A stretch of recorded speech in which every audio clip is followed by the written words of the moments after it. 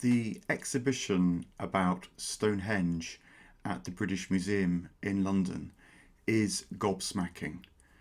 There's the feel of it being a once in a generation exhibition, given the number and range of artefacts that have been gathered together, from polished stone axes to golden headdresses to wooden structures that have survived the millennia to delicate objects of devotion. It really is a must see. If you're listening to this still, you'll want to get to it if you can. It's also, in my view, pretty good on the sense that human consciousness evolves over the centuries, that our ancient forebears would have experienced life in significantly different ways to us. They weren't just like us, but with not quite such good technology. They weren't seeking to become like us, as myths of progress tend to assume. Rather, our ancestors participated in life differently. I'm drawing on the ideas of Owen Barfield making this remark. He's not the only one. But the sense that in the ancient world, in prehistory, maybe even right up to the period we call modernity, people were much more naturally inclined to experience their vitality as coming from the outside in, rather than being nested inside themselves and seeking a way to reach out to the world. The sun, the sky, the stars, the landscape, others, the ancestors, animals, all shared in this participation with life. And you knew yourself by knowing them, the inanimate as much as the animate world, as we now put it. And hence all these objects, all this effort was put into exploring, sustaining, expanding this consciousness of life around and about. The framing of the exhibition itself invites a kind of shift of consciousness to appreciate this, I think, wittingly or unwittingly, as you step into the large cavernous rooms with subtle lighting. A quiet noise comes through the speakers. It's the noise of a wood with bird song catching your ear too. It invites you to step out of the urban noises of London that you've just left behind, and has a slightly trippy effect as you gaze at all that's been gathered together. The sheer beauty of the axes and other objects demands that they be displayed in beautiful ways, much as our ancestors made them to bring out the beauty of polished stone. There are literal portals, doorways that you step through as you go around the exhibition into new worlds of gold, mirroring the experience of stepping through inner portals to discover inner worlds that the gold could shine and invite you into. And then there's the use of projected sunlight on the walls of the exhibition space. There's a huge horizon you are confronted by at one point, with the sun setting, depicted in artificial light, of course, but deepening our sympathy, which you can feel immediately and directly with the sunlight that our ancestors knew so keenly and well. The use of modern technology, I think, is quite similar to the use of ancient ritual and religiosity in this exhibition. We're performing our own rituals, creating our own temples for worship and the sense of connection by stepping into the museum. The blurbs do a pretty good job, if I may say so, as well. They know that the shaman donned the extraordinary headdress in order that she might become half human, half deer. There's a wonderful offering cup, the first object that you've seen, which looks like a miniature Stonehenge. And the blurb explains this is the linking of the macrocosm and the microcosm. It would have been used probably for burning incense, but its echoing of the megaliths suggests that they spoke of the fractal nature of reality. There wasn't such a keen sense of quantitative notions that the grand would have impressed simply because it was big. Rather, it would have impressed because it conveyed the qualities of pervasiveness, of omnipresence, of power, that kind of spirituality. The ceremonial landscapes that the exhibition recreates are wonderfully explained too. The idea that this wasn't just an environment, this wasn't just nature, it was at once supernature. And then there's the collective sense that the builders had, it's explained, when they perform rituals as much as exercise their craft as they undertook the business of making and building. This was a sacred activity, even as it was a practical one. The two were deeply interconnected. The collective sense too comes through, that people would have been doing it for the all, not just say at the command of a tyrannical ruler. That I think, much as it's known that the builders of the pyramids in Egypt were not slaves but dedicated their free lives to this, no doubt earning a living too, but wanting to contribute to the society in which they lived because that was to contribute to themselves. It's interesting as well that objects might be offered to the landscape as much as to human beings, be they rulers or more ordinary folk. Life was felt all around, and the use of gold when it came in around the time of the building of Stonehenge is so striking, because this is a new way of participating, particularly in the life of the sun. I think that our ancestors' use of fire and how fire would have stretched the light into the darkness of the night, how the flickering of the flames and their warmth would have invited exploration, dreams, rituals quite as much as the light of the day. Well, with the ability to use gold, fire and sunlight takes on new possibilities. There's the swirls and spirals that arise around the same time, carved into stones. Speaking, I think, of the energy, the spirits, the vitalities that people knew around and about them, made manifest before them, celebrated before them, highlighted before them to draw the attention, to expand the experience of life. The exhibition also notes that figurative representations were rare at the time. People didn't depict themselves. We perhaps look for eyes in a chalk drum buried with a young child. But I think that's probably as much our inner I identified consciousness seeking to reach out to another inner I identified consciousness, rather than the outer consciousness of vitalities around and about that people then knew.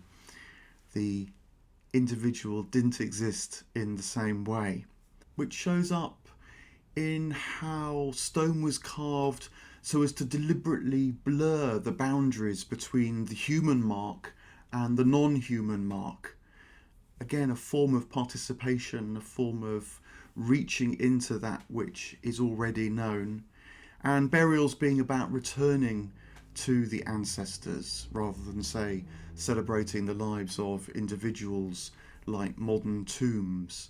This was about connecting with a wider sense of life and relating to that, no doubt managing it in part because that was to take care of yourself and your tribe. Occasionally, in the blurbs to the exhibition, Modern sensibilities do appear. There's occasionally the language of control rather than sympathy with the landscape, with crops. There's the notion of privilege making an appearance from time to time, the person who could afford the gold headdress being privileged. But I think that is a modern notion. It's much more about symbolic individuals who participated in the vitality to share it, to bring it to others. They were a focus rather than a form of exclusion. And this idea that meaning was made occasionally shows up too, rather than meaning being discovered. That great modern challenge that we have: do we construct our reality or do we find reality within ourselves? And so the insides of the whole world round and about. Older people didn't have that problem, I don't think. Similarly, the ritual hats that are on display, I don't think they imbue the wearer with the divine solar presence, but make the wearer one with the divine solar presence. And just one blurb asks whether individualism was starting to emerge about 5,000 years ago. I don't think that can even be remotely possible. It was way too early, because individualism rests on the sense of independent I, of a sense of deity residing within the human breast, to quote Shakespeare. And that's very different from the notion of sacredness and sanctity being found round and about, riding the waves of that experience through rituals and religiosity, rather than one person holding that within their heart. Individualism, I don't think, really emerges until very, very recently. One of the stars of the show, too, the Nebra sky disk, I think expresses this modern ambivalence about how we understand the past. I don't think it depicts a clock made to predict leap years, as is half suggested. I don't think it's made to decode the skies, simply for the reason that people would have known the life, the vitality of the skies within themselves, within their own life in the seasons. They would have seen that cosmic life unfolding every night. They would have known the pattern that was part of their pattern within themselves without having to write it down or represent it in some way. Rather, my suspicion is that the Nebra sky disk was made precisely to amplify this already known sense of living with the heavens.